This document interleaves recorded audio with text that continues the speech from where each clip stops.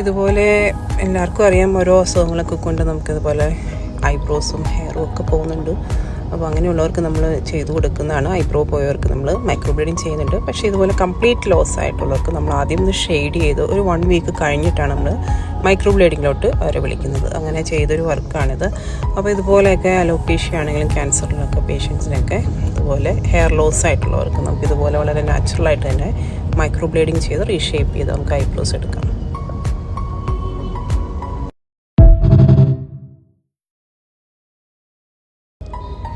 ഇതുപോലെ എല്ലാവർക്കും അറിയാം, ഓരോ അസുഖങ്ങളൊക്കെ കൊണ്ട് നമുക്കിതുപോലെ ഐബ്രോസും ഹെയറും ഒക്കെ പോകുന്നുണ്ട്.